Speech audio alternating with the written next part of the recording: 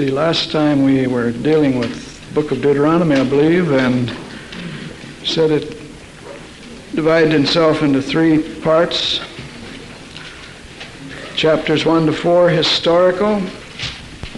Chapters 5 to 26, legal. In fact, these are three discourses that Moses preached. And then I believe we're ready for the third discourse, chapters 27 to 30. Chapter 27 is the ratification of the law. In fact, we could call this section, third discourse, the ratification of the law. First is historical, second legal. His third message is the ratification of the law. Chapter 27, after they entered the promised land, Moses told them to set up great stones and engrave on the stones the law, which actually took place, as we'll see when we get over in Joshua chapter 8. Then Deuteronomy 28 is the monumental chapter of the Old Testament concerning the blessings and curses, blessings for obedience, curses for disobedience. Charismatics, of course, frequently refer to this chapter as proving that we're no longer under the curse. If we obey, why, we have all the prosperity, health, blessing, spiritually, emotionally, physically, materially, every way. One sense, too bad this is a survey, because we could spend the hour this morning reading Deuteronomy 28 and commenting, but we've been several months to get this far, so let's don't bog down. But I do want to read a verse or two. All right, the blessings and curses. Shall come to pass if you hearken diligently unto the voice of the Lord your God, and observe to do all his commandments, which I command thee this day, the Lord thy God will set thee on high above all the nations of the earth. You wonder why Israel would be so disobedient when God said he would make them the head of the nations. And all these blessings shall come upon thee and overtake thee. I like the way God expresses it. He says, and moreover, and he always does more than we ask. The blessings will overtake you if you will hearken to the voice of the Lord your God. Blessed shalt thou be in the city, and blessed shalt thou be in the field. Of course, we have a song concerning this. Blessed shall be the fruit of thy body, and the fruit of thy ground, the fruit of thy cattle, the increase in thy kine, and the flocks of sheep. Blessed shall be thy basket and thy store. Blessed shalt thou be when thou comest in, and blessed shalt thou be when thou goest out. The Lord shall cause thine enemies that rise up against thee to be smitten before thy face. They shall come out against thee one way and flee before thee 7 ways. The Lord shall command the blessing upon thee in thy storehouses, and all thou settest thy hand unto, and he shall bless in the land which the Lord thy God gaveth thee. The Lord shall establish thee an holy people unto himself, as he has sworn unto thee, if thou wilt keep his commandments and walk in his ways. And all the people of the earth shall see that thou art called by the name of Yahweh, and they shall be afraid of thee. And the Lord shall make thee plenteous in goods, in the fruit of thy body, in the fruit of the cattle, fruit of the ground, in the land which the Lord sware unto thy fathers to give thee. The Lord shall open unto thee his good treasure. How about that? How would you like to have a pipeline to the treasures of heaven? The heavens shall give the rain unto thy land in its season, and to bless all the work of thine hand. Thou shalt lend unto many nations, and shalt not borrow. Remember the song? I'll be a lender, not a borrower. And the Lord shall make thee the head and not the tail. And so that's the next verse. We're the head and not the tail. You do know that's a song. Okay. I was beginning to wonder if I was the only one that had heard it. Thou shalt be above only and not beneath. Well, he goes on and on and on, but then he goes on and tells them that if they disobey, he'll take everything away and put all the diseases on them that were upon the Egyptians, plus diseases they never heard of. Moreover, verse 60, I'll bring upon thee all the diseases of Egypt, which thou wast afraid of, and they shall cleave unto thee, also every sickness and every plague which is not written in the book of this law. Them will the Lord bring upon thee until thou be destroyed. You should be left few in number. Curses are terrible. As you read that, that's a long chapter, but if you skip that one, you ought to go back. This is a remarkable chapter because it's one of the most outstanding prophecies of the Old Testament. In this chapter, God predicts that Israel will go into Babylonian captivity and be scattered then later to the four corners of the earth. Even before they become a nation in a full sense, even before they're in their land, God predicts they'll be scattered because of disobedience. Then chapters 29 and 30 are the conclusion to the covenant that Moses makes with the people in Moab, the conclusion of the covenant. Deuteronomy is a very interesting book. You ought to make it a point to study it by itself. You'll find a summary here of all the things from the other books that precede it, from Exodus on. Now, in chapters 31 to 34, which is the final portion of the book, we have what's called the historical appendix. Chapter 31, Moses' last words to the people and the appointment of Joshua as his successor.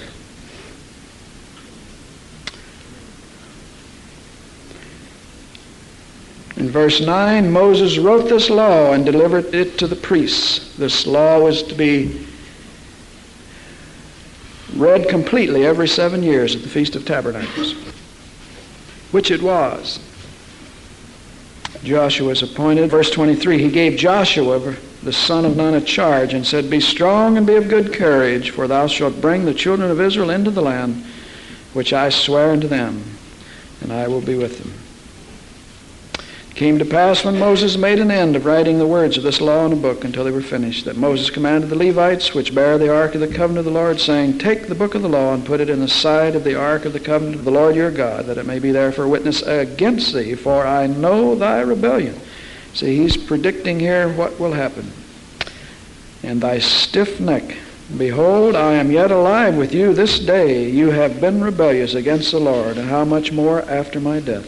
He said, if you rebelled as much as you have when you've had me here to lead you, teach you, guide you, correct you, how much more after I leave, which is what happened. Chapter 32, the song of Moses. Moses wrote several songs. There's another one recorded in Exodus 15 he wrote at the Exodus, after they'd crossed the Red Sea. Exodus 15. Another in Psalm 90. That's Psalms are songs, hymns. The Psalms make up the hymn book of the Old Testament. Psalm 90. And then while his name isn't affixed to the one following it, doubtless he wrote Psalm 91, the one we quote all the time. Traditionally, he wrote 90 and 91. Sounds like Moses. Moses or David, either one would be all right. Of course, there are a lot of authors of the Psalms, as we'll see when we get into the poetical literature. Most people think David wrote them all, but he only wrote a part of them. There are a lot of psalmists. He's called the sweet psalmist of Israel, but there are other psalmists. A lot of musicians in Israel. Asaph was one. Now, this song is to stress, the purpose is to stress God's faithfulness as over against Israel's unfaithfulness.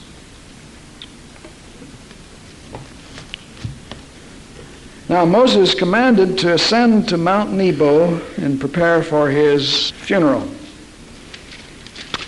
Verses 48 to 52, God's going to take him. Chapter 32, look at verses 48 to 52. "And the Lord spake unto Moses that selfsame day, after he sung, if you please, Get thee up into this mountain, Abiram, unto Mount Nebo, which is in the land of Moab, that is over against Jericho, and behold the land of Canaan, which I gave unto the children of Israel for a possession, and die in the mount, whither thou goest up. Be gathered unto thy people, as Aaron thy brother died in Mount Hor, and was gathered unto his people, because you trespassed against me among the children of Israel at the waters of Meribah Kadesh, in the wilderness of Zin, because you sanctified me not in the midst of the children of Israel." Moses had one sin charged to him. I don't mean that's the only sin he committed.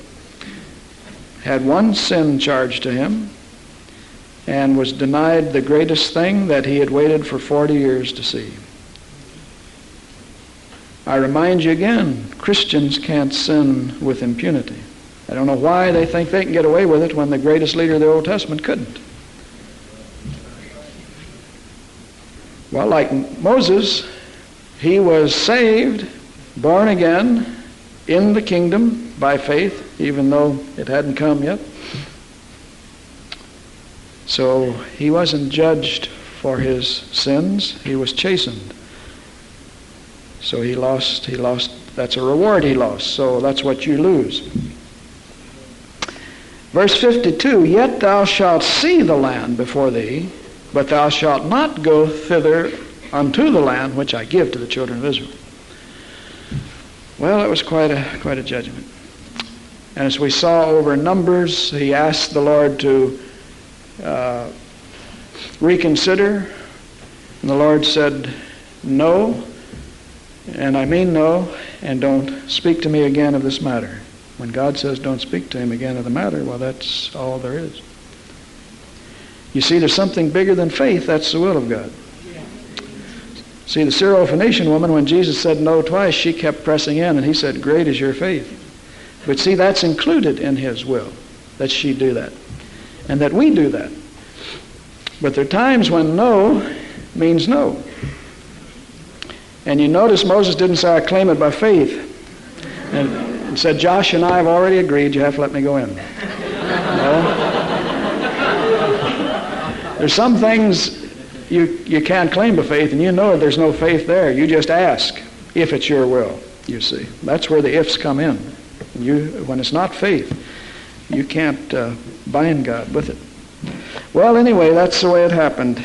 The blessing of Moses, chapter 33, reads much like Genesis 49. He blesses the 12 tribes, similar to Jacob's blessings in Genesis 49.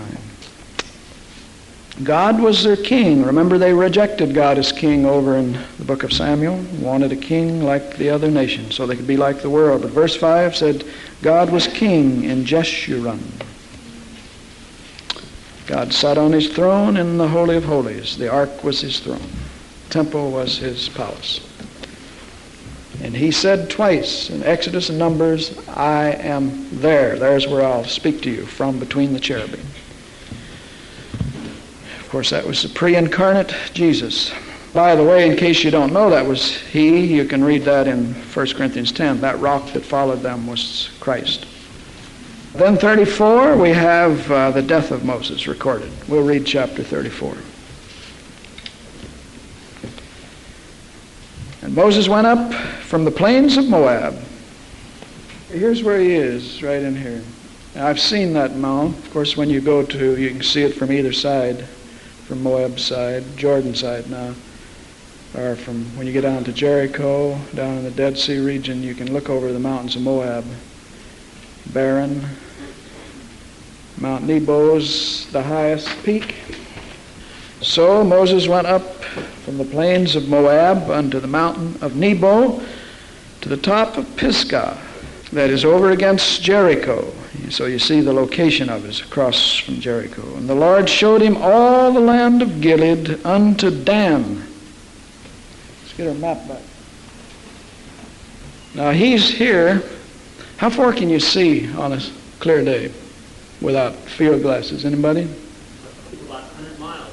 No, you can't see that far. You'd do good to see 15 or 20 on a clear day. You might see 5. Don't ruin my illustration, please. He can look here and see clear over to Dan. Now, keep that in mind. And look at what it says. The Lord showed him from Mount Pisgah, and that's not a high mountain. Mountains in that area, 3,000 feet, are tall. The tallest mountain in the whole area is up here in Mount Hermon, like 10,000 feet. Those are just hills to us. I mean, see what it means? Mount Pisgah is not tall. So he sees all the way to Dan, sees all of Gilead. He sees Naphtali. Now, where's Naphtali, you students who just made the map?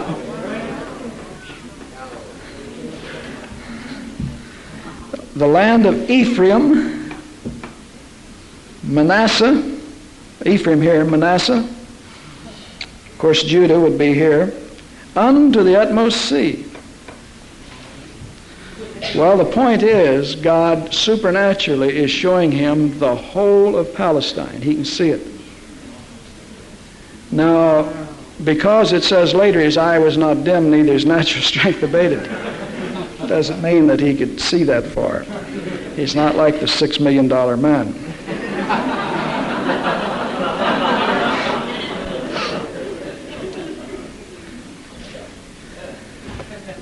Well, he has supernatural vision. He sees the south, the plain of Jericho, so forth. The Lord said unto him, This is the land which I swear unto Abraham, unto Isaac, unto Jacob, saying, I will give it unto thy seed. I will cause thee to see it with thine eyes, but thou shalt not go over thither. So, verse 5, Moses, the servant of the Lord, died in the land of Moab, according to the word of the Lord. And he, God, buried him in the valley in the land of Moab, over against Beth Peor. But no man knoweth of his sepulchre unto this day. Why do you suppose? Yeah, it'd be a shrine, and it wouldn't be just Catholics, but Baptists and everybody else making pilgrimages to Moses' shrine. Catholics would get probably 50 years out of purgatory.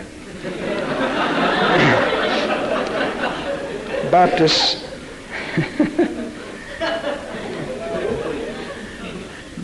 would, I suppose it'd be slideshow and pride, something. But anyway, God wasn't about to let anyone know where Moses was buried. God buried him. And Moses was 120 years old when he died. His eye was not dim, neither his natural strength abated. So I claim Moses' health. I mean, if Moses could have perfect vision, and we leave out the supernatural revelation God gave him of the whole of Palestine, you couldn't see all of it from the air, in an airplane, at once. You'd have to get up into spaceship to see all of it. But if he was 120 and had perfect vision and perfect health, then why should any of us be moaning and groaning at 50 or 60 or less?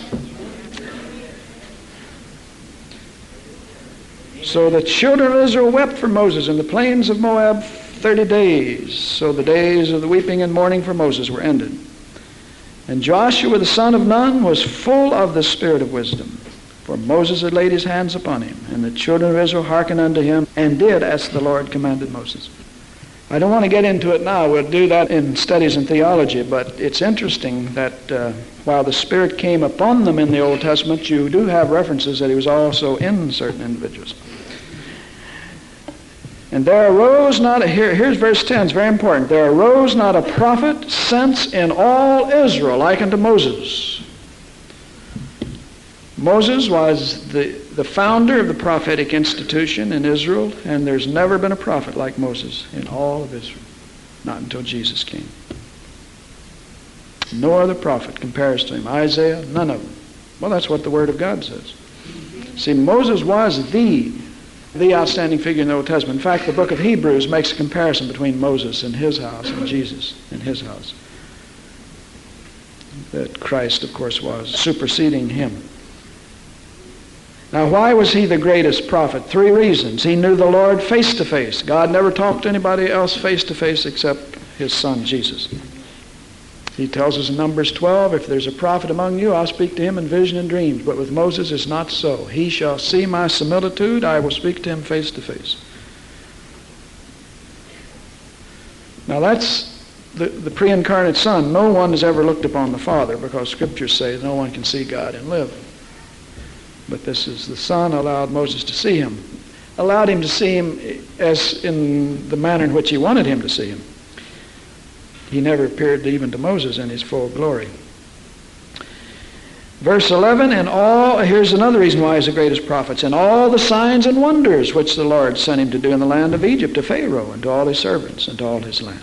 So he's a unusual prophet. Secondly, because of all the miracles he performed. Thirdly, in all the mighty hand and in all the great terror which Moses showed in the sight of Israel. That would be the 40 years of wandering. So he's the greatest prophet, had the greatest miracle ministry. Outside Jesus, no one ever came close to touching Moses in the mighty signs and miracles. And of course, we don't have anything really recorded of what Moses did and said in those 40 years, except what God wanted preserved. But he was a mighty, mighty man.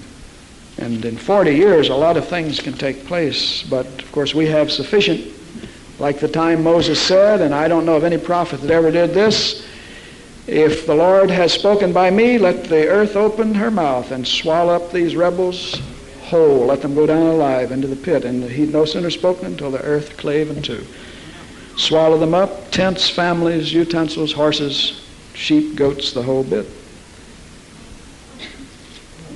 Things like that made him, as we're told here, the greatest prophet of the Old Testament. Now, there were a lot of miracles that were blessings, water from the rock and that sort of thing. Well, though God buried Moses and he's still in a grave somewhere in Moab, he's still over there. Nobody will ever find it. Yet, he is there simply physically. He himself, the person, is not there. How do we know? Well, Matthew 17, he appeared again in New Testament. There in glory, when Jesus was transfigured, Moses and Elijah appeared, and Moses wasn't feeling sad or looking despondent or discouraged. He didn't take the chastisement over with him into the next world. God had forgiven him, and he's there ministering to Jesus. Has a great ministry on the other side. So he's alive and he's putting in an appearance. Well, that's Deuteronomy, Moses' farewell address. That brings us now to the second division. Hey, we ought to celebrate. We finished the Pentateuch. That brings us to the second division of the Old Testament. I've taught this course before, and you teach it 4 days a week. That's why it takes us a little while to get through it at 1 day a week. I mean, 4 days a week just in survey. We did cover a little more material. I dealt with it in more detail in some aspects like the criticism and so forth to show it was invalid. But Lord willing, we'll be done by, well, I won't put a date on it. I keep looking here. It just seems to get fatter and fatter. We still have all that to go, mostly. So we come to the second division of the Hebrew canon. It was divided into law, prophets, writings. Now we come to the prophets. Someone says, then let's get over to Isaiah. He's the first. No, he isn't. Joshua's the first. We're talking about the Hebrew division of the Bible. We're not studying the English versions, which have rearranged the books to suit them. We're studying the Jews wrote the Old Testament, so we'll follow their order. They have the second division of the canon divided into two sections. Second division is the prophets, and it's divided into the former prophets and the latter prophets. Former prophets, Joshua, Judges, 1-2 Samuel, 1-2 Kings. Joshua, Judges, Kings. Samuel, Kings. The latter prophets, Isaiah, Jeremiah, Ezekiel, and the 12. Latter prophets, Isaiah, Jeremiah, Ezekiel, and the 12. We'll always speak of the minor prophets as the 12. They were on one scroll, still are in Jewish thought. Now, if you're worrying about what happened to Daniel, why, we'll tell you when we get there. Daniel in the Hebrew Bible doesn't come where it does in English. It's a historical book, so it's under the writings. But we'll get to that later. Daniel is a prophet, but the book is made up of history, so it's under the historical books in the writings. Now, the book of Joshua, the author is doubtless Joshua, on the basis of 24:26. And Joshua wrote these words in the book of the law of God. So probably that explains the authorship. The purpose of the book, it's the historical connecting link between Exodus and the occupation of the Promised Land, between the Exodus and the conquest. It's the historical connecting link. It's a book of conquest and occupation. It's divided into two parts. It's easy to outline. It's divided into two parts. The conquest of the Promised Land, chapters 1 to 12. The occupation of the Promised Land, 13 to 24. And that's it. Now we can go to Judges. We could if we want to get done, but I guess we better look at it. The book is an interpretive history of God's dealings with the nation of Israel. An interpretative history of God's dealings with the nation of Israel from their entrance into Canaan until the exile in the 6th century BC. The prophetic books, not just this book, but the former prophets are an interpretive history. That would be Joshua, Judges, Samuel, and Kings. They are an interpretive history of the nation of Israel from their entrance into Palestine until the exile, 6th century BC. Joshua records their entrance. The last book of Kings records their exodus into captivity for 70 years. So that's why they all go together, Joshua, Judges, Samuel, Kings. That is the history of Israel right there. Then you tack on the prophets. They're prophesying during these period of these 4 books, you see. You can put all the prophets in here, in these 4 books. Of course, you got 2 Samuel, 2 Kings, but it's still a book apiece. You can put all your Psalms and your Proverbs that Solomon wrote in this period. See, the rest of the Old Testament goes between Joshua and Kings. If it was put in when it was written, if we knew when everything was written, then you'd stick a certain sermon of Isaiah in a certain place in Kings and that sort of thing, if you follow what I'm saying. The Pentateuch stands by itself, up from creation to the entrance, death of Moses, and their entrance into Palestine, ready to enter. Then from Joshua through the book of Kings, the rest of the Old Testament can be put in there. You can just put it all in there.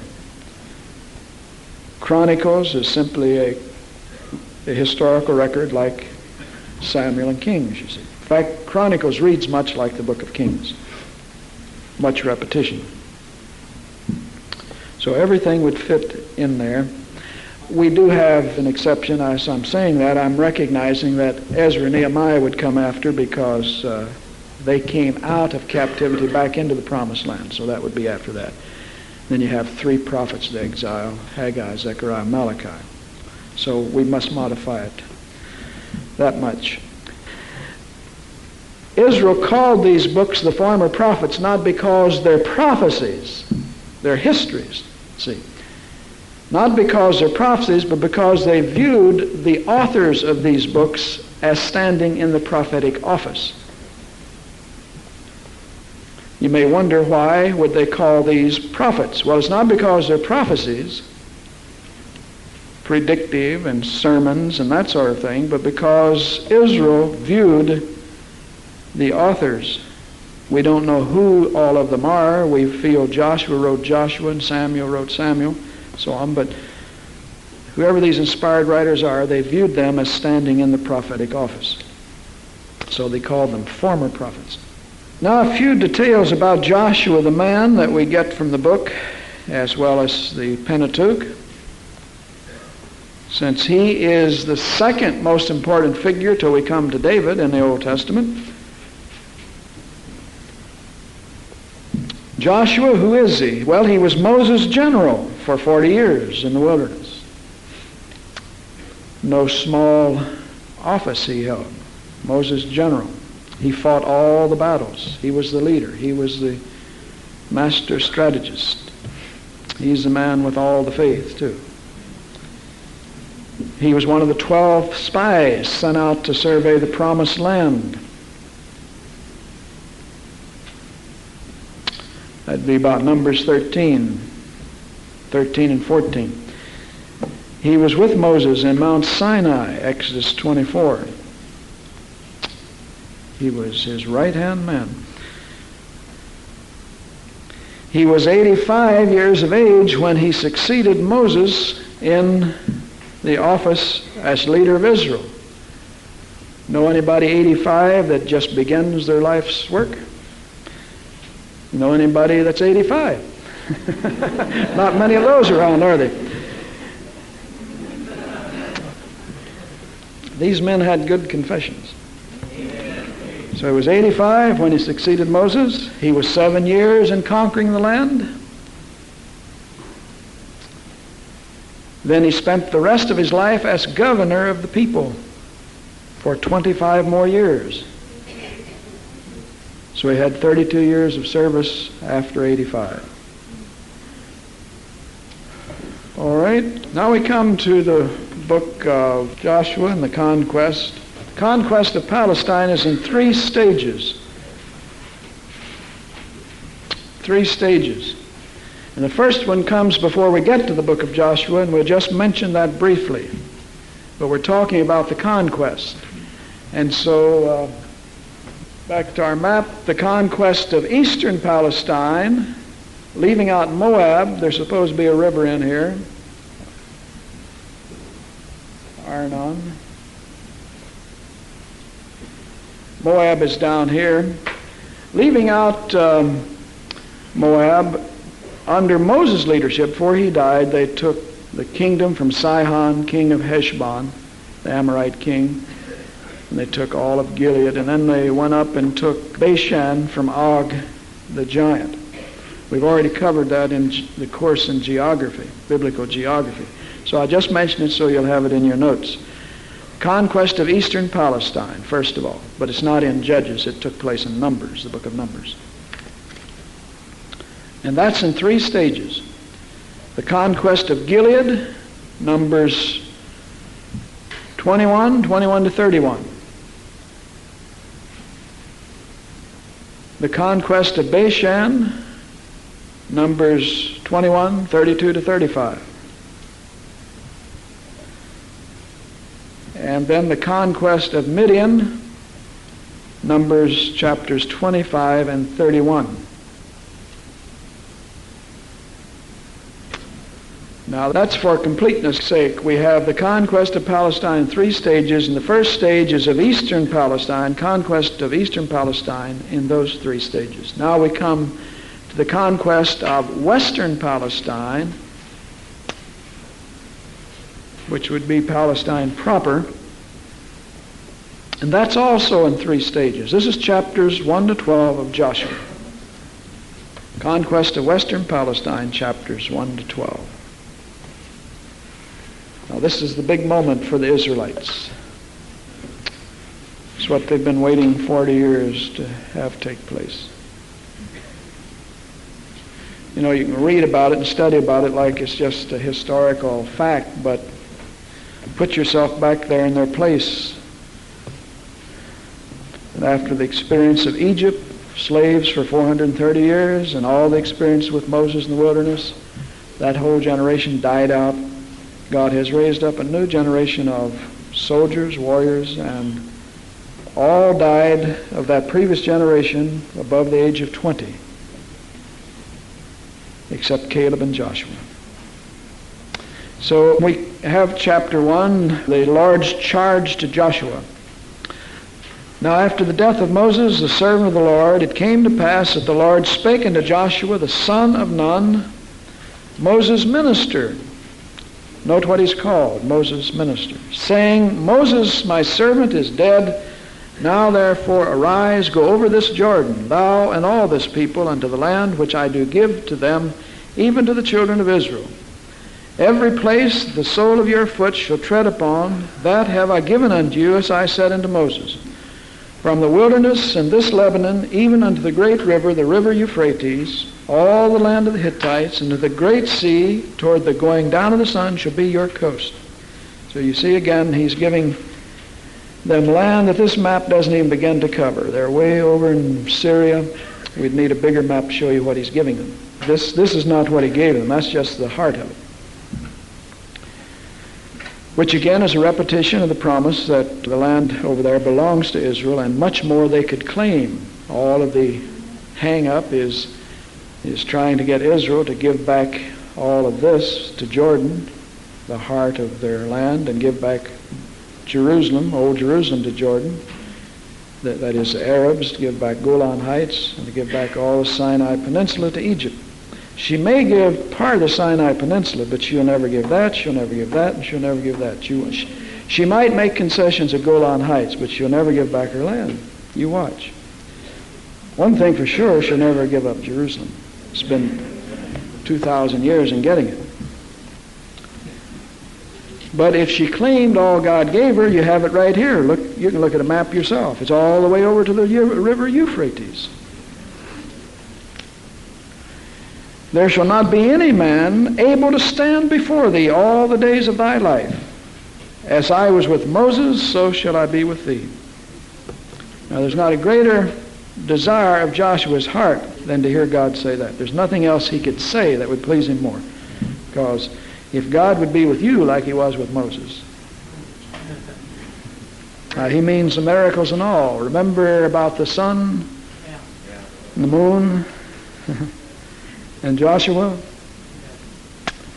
So shall I be with thee. I will not fail thee nor forsake thee. Be strong and of good courage, for unto this people shalt thou divide for an inheritance the land which I swear unto their fathers to give them.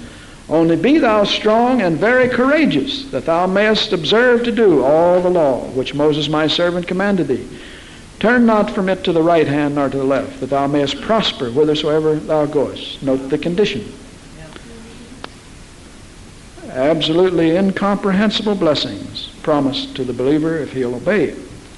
But even Joshua had to obey. This book of the law shall not depart out of thy mouth, but thou shalt meditate therein day and night. Psalm 1, blessed is the man who sitteth not and standeth and walketh, and so forth. His delight is in the law of the Lord, and in the law doth he meditate day and night. Now the law to a Jew is the whole Old Testament. After it's all written, then that's the law. Paul often refers to the law, meaning the Old Testament, not just the Ten Commandments. So we would translate Psalm 1, the righteous man's delight is in the word of the Lord, you see, and in his word does he meditate day and night. Have not I commanded thee, be strong and be of good courage, be not afraid, neither be thou dismayed, for the Lord thy God is with thee whithersoever thou goest. All the things that trouble the Americans and make the psychiatrists rich, he said, don't you be concerned. Verse 9. Then Joshua commanded the officers of the people, saying, pass through the host and command the people, saying, prepare your victuals. For within 3 days you'll pass over the Jordan to go in to possess the land which the Lord your God giveth you to possess it. And then the Reuben, Gad, Manasseh, they've already got their occupation done, you see. The Amorites, Midianites defeated, but they have to agree to go with their brethren, and then when the land has rest, they can come back and be with their families. That's what the rest of the chapter says. Chapter 2, the 2 spies sent to Jericho. Anybody that's ever been to Sunday school then knows about Rahab, how she hid the spies, and as a result of that, she got to marry into the tribe of Israel. She and her family were the only ones spared in all of Jericho. Now you know that story. Surely we don't have to cover that. If we do, go home and read it. Chapter 2. And Because of that, she married into the Israelite nation a man named Salmon. Matthew 1:5 tells us this, that she married into the nation of Israel, married Salmon. Now, that isn't recorded in Matthew 1:5 just to fill up space. That makes her, what? An ancestress of Boaz, of David, of Jesus. The Bible paints it like it is, that Jesus has in his ancestry a harlot. He wasn't superhuman, friends. He was God made man. And he came right through the line of David. And Judah, the chosen tribe, you can read some things about him in the Old Testament that we didn't have time to cover in a survey. Well, David and his sin, for example, he is a type of Christ. Committed murder and adultery. God paints it like it is. But you see, Jesus, according to the flesh, came through the line of man, Romans 1. So she became an ancestress of Christ, and she is listed among the heroes of faith in Hebrews chapter 11, verse 31. So her place in the Bible is well established. And people who think God chooses them because of what they are have certainly missed the message of the New Testament. She's in there because she is a child of faith, justified by faith, way back before the New Testament era and the dispensation of faith. Well, she's important enough to have her name mentioned 3 times in the Bible, and she was a prostitute. But faith justified her. When she said, "I've heard the reports of your God, and I believe," at that moment, hope you can handle it, she was born again. Hallelujah. Regenerate. Some people think, they had to hear the name of Jesus before they get born again. But I have never read anywhere in the Bible where an unregenerate man could believe on the Lord. Hello.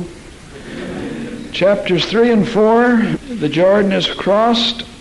Spies bring the report. Chapters 3 and 4, the Jordan is crossed and memorial stones are set up. Now this crossing of the Jordan is like the crossing of the Red Sea. It's not a thing for you to skip in your reading. Verse 10, Joshua said, "Hereby you shall know that the living God is among you, and that he will without fail drive out before you the Canaanites. Behold, the ark of the covenant of the Lord passes before you into Jordan. Now therefore take you 12 men out of the tribes of Israel.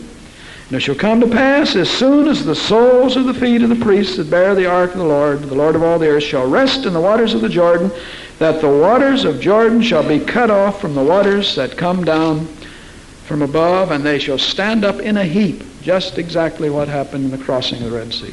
But you see, why is this happening? There are no more Red Seas to cross, but there is a Jordan for the warriors to cross. And they have to get across in a hurry, because a body of water can always present you as a target to the enemy. And so, for God to prove that he's taken Moses' place, the same thing happens in the crossing of the Jordan. As soon as their waters touch the soles of the feet, like in the case of the Red Sea, the Jordan River dries up and it stands up in a heap, just like we're told the Red Sea did. And that showed that God was not only with them, but with Joshua. So this very thing happened. That the waters, verse 16, that came from above stood and rose up in a heap very far from the city Adam, that is beside Zaratan. And those that came down toward the sea of the plain, the Dead Sea, even the Salt Sea, failed and were cut off, and the people passed over right against Jericho. And the priests that bare the ark of the covenant of the Lord stood firm on dry ground in the midst of the Jordan. That's a miracle too. I've never seen the bottom of a river that wasn't muddy. Dry ground. And all Israel passed over on dry ground. Why do you suppose he keeps saying dry? Because it's the miracle. Part of the miracle. Then in chapter 4, they set up 12 stones representing the 12 tribes of Israel as a memorial. And later generations, they ask what mean these stones, and they can tell them. Now, 3 important events take place before they go against Jericho. And they're recorded in chapter 5. 3 important things took place. We'll mention those and then close for this morning. First thing is, they're circumcised. Now, God gave the covenant of circumcision to Abraham. Why aren't they circumcised? Are they being disobedient? Well, he tells us. Verse 2, at that time the Lord said unto Joshua, make these sharp knives and circumcise again the children of Israel the second time. Now, it doesn't mean the same people, because remember, they've all died off. And Joshua made him sharp knives and circumcised the children of Israel at the hill of the foreskins. And this is the cause why Joshua did circumcise. See, he's going to tell us. Isn't that nice? All the people that came out of Egypt that were males, even all the men of war, died in the wilderness. Now all the people that came out were circumcised, but all the people that were born in the wilderness were not circumcised. And so that's why they're being circumcised. Aren't we glad he told us? Amen. People would speculate and wonder, So he tells us.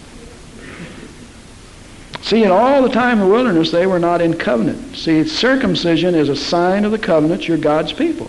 So God not only didn't allow them, but they didn't circumcise during the stay in the wilderness. They were not God's people in the sense of being in covenant relation and so on. In the full sense of that, we don't want to get bogged down in that, what isn't and isn't meant by that statement. Second thing, the Passover is kept, verse 10. And the children of Israel encamped in Gilgal and kept the Passover. So here's something else that they hadn't been doing for 40 years. How could they offer Passover? They're not in covenant relation with God. And then the third thing that took place is something they'd witnessed about 14,000 times. A miracle, a supernatural miracle they'd seen over 14,000 times. You'd think that they would be unable to be in unbelief and doubt. If you witness a miracle 14,000 times, what was that? The manna, verse 12, ceased. They'd been eating it for 40 years, and so the manna for the first time in 40 years ceased. Why? Because they're going in, take the land flowing with milk and honey.